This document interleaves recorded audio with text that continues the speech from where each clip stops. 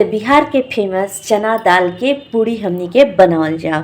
तो हमारे रसोई में रउआ सबनी के स्वागत बा। तो चलिए आज हम बनाए बहुत ही टेस्टी लचीला मुलायम चना दाल के पूड़ी। ये खस्ता पूड़ी ना होला, मुलायम और लचीला होला। तो हम चना दाल के 2 घंटा पहले पानी में अच्छा से भिगो देले रही, मतलब फुला देले रही। ओकरा बाद पानी निकाल के एकरा के साफ कर लेले बानी। इस तरीका से चना दाल फूल गइल बा कि हाथ से ऐसे करम तो ई मसल जाई। तो उस तरीका से चना दाल अच्छा से हम फुला ले बनी। तो चलिए चना दाल के अब उबाल लिया। तो उबाले के एक तरीका होला। तो चलिए हम लोगों के बताओ तनी कि चना दाल कैसे उबालल जाई। के उबाले खातिर पहले तड़का लगाई जा। तो एक कढ़ाई बिठा देले बनी, ए में डाल दे हम थोड़ा सा तेल। ए से कहो कि पहले हम तड़का दे के दाल बॉयल करम। तो दाल जो होखेला ओकर पूरन हमनी के पूरन कर लीजा, मतलब बुरा दाल के जो पीस ले वो बहुत सोना सोना होला। ये चलते हमनी के दाल के पहले तड़का दिए। तो तेल के हल्का गरम होके दे।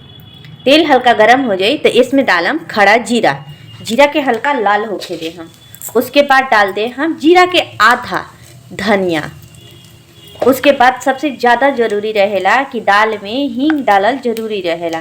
तो आधा चुटकी के हिसाब से हमनी के हींग डालम जा, मतलब कि चना दाल बाय बादी है, इस चलते हींग डालल जाला। अब इसमें डालम सूखी लाल मिर्च। ये सब के थोड़ा सा हल्का सा सुनहला हो रखे तक ले भून ले हम, ज़्यादा लाल ना, हल्का सुनहला हो। चलिए तो हल्का लाल हो गई बा। अब एकरा में हमनी के चना दाल जो भिगो के रख ले रही जा ओकरा के डाल दिया। अब एकरा के 1-2 मिनट इस तरीका से चला दिया। हल्का सा दाल पे तड़का ये पड़ गई। अब इसे कहो कि कभी भी दाल पूड़ी रुआ बनाई तो सोना सोना खुशबू आएला। कच्चा डालम तो टेस्ट ना आवेला जो तड़का में पड़ जाला।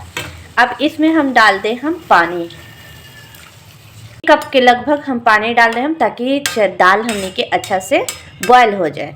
अब इसमें हम उसी समय डाल दें हल्दी पाउडर और स्वाद अनुसार नमक।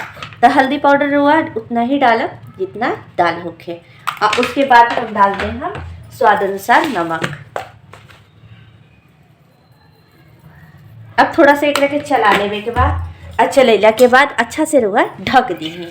कभी भी कोशिश करेंगे कि कवर करके ढक के अब पानी थोड़ा सा हल्का सा ज़्यादा ही डालब ताकि दाल हमने के अच्छा से बॉयल हो जाए। अब 15 से 20 मिनट तक ले एक के बॉयल होके दे हम। अब तब तक हमने के आटा तैयार कर लिया पूड़ी के। चलिए जब तक ले दाल होता तब तक ले हमने के आटा लगा लिया। आटा लगाए खातिर आटा के रउआ पूड़ी के तरह हमने के एकदम गूंदे के बा, एकदम सख्त पूड़ी के तरह नहीं के कचौड़ी के तरह पूड़ी के तरह गूंदे के बा। तो चलिए पूड़ी के तरह पहले आटा हमने के लगा लिया। थोड़ा थोड़ा पानी डाल के आटा के एकदम मुलायम गूंद लेवे के बा। आटा जितने मड़ाई उतने सॉफ्ट पूड़ी होखी। चलिए तो हमने के आटा लग गई बा। आटा एकदम रोटी के तरह बा, जैसे पूड़ी बनावल जाला। रोटी के मुलायम होला, थोड़ा सा पूड़ी के टाइट होला। तो उस तरीके से हम आटा लगा दीजिए। आटा के ढक के अब रेस्ट करके 10 मिनट खातिर छोड़ दे हम। चलिए तो दाल देखा जाए हमने के दाल हो गई बा। देखिए पानी सूख गई बा इस तरीका से, लेकिन पानी के और सुखावे के बाद काहे कि थोड़ा थोड़ा पानी बा। दाल के उठा के हाथ से इस पर रख के हाथ से मसलल जाए। देखिए इस तरीका से अगर दाल मसल जाए तो समझिए और दाल पक गई बा। तो इस तरीका से पक गई बा। अब जो पानी बा एक के आँच थोड़ा तेज करके हल्का सा पानी सुखा ले हम, ताकि हमनी के चिपचिपा जो रहेला भरे वाला वो ना रही। अगर एक के सुखा दे हम तो सोंधा भी हो जाए और पानी भी सूख जाए और भरा भी रही। तब पानी के अच्छा से एक के दाल के सुखा लिए। चलिए तो देखिए दाल के पानी हमने के अच्छा से सुखा लेने जा। अब गैस के बंद करके एक के ठंडा होके के छोड़ दे हम। जब तक ले ठंडा ना हुई तब तक ले ये पिसाई ना। तो एक के अच्छा से ठंडा होके दे हम और गैस पर से उतार देता नहीं। अब एक के ठंडा होके दिया। चलिए हमने के दाल ठंडा हो गई तो दाल के अब पीस लिया। एकदम बारीक पीसे के बा। दाल के कभी भी बारीक पीसल जाए कि पूरी फटे ना। चलिए तो पूरन हमने के पीस के रेडी हो गई। हमने के एकरा के पूरन कह लीजा। वो लोग का कह लीजा कमेंट में ज़रूर बताइए जा। चलिए तो हमने के ये तैयार हो गई एकदम। देखिए इस तरीका से होके के चाहिए भरा। अभी चिपचिपा रही इतनो तो अच्छा ना होखी। तो इस तरीका से अगर भरा और होखी पूरन तो बहुत सुंदर पूड़ी तैयार होखी, खिलल।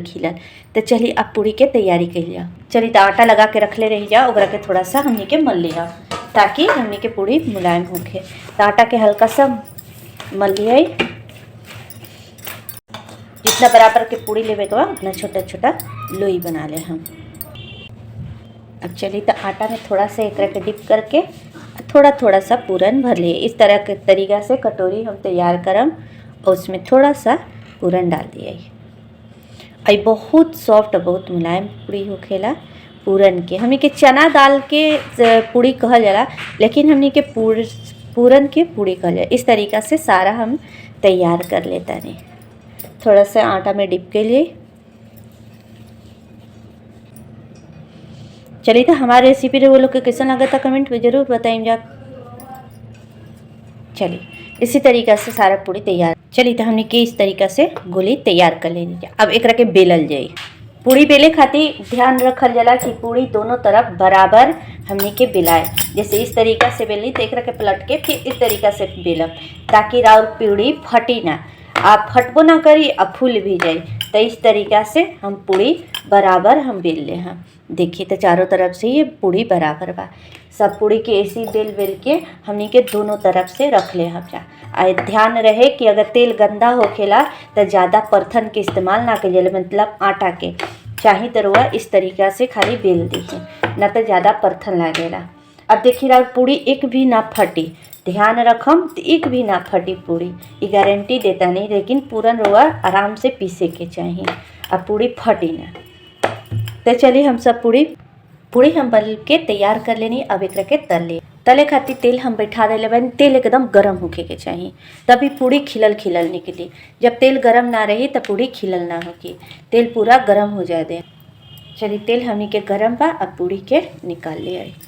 देखिए जब पूड़ी अपने डालम तो पूड़ी खिले लगी।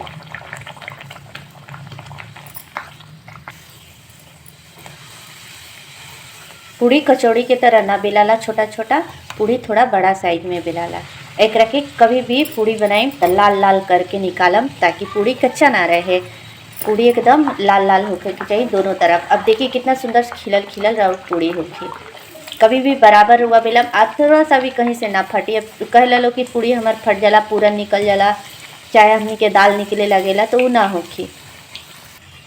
पूड़ी एकदम खिल जाए। इस तरीक़ा से पूड़ी हो जाए के चाहिए। पूड़ी एक एक करके अब हम सब निकाल लेता नहीं। तो बताएं कि हमारी ये बिहारी दाल भर के पूड़ी के रेसिपी कैसन लागल। चलिए तो हमने के सब धीरे धीरे करके पूड़ी बन के तैयार हो गई। देखिए कितना खिलल खिलल। अब चलिए निकाल के दिखाओ।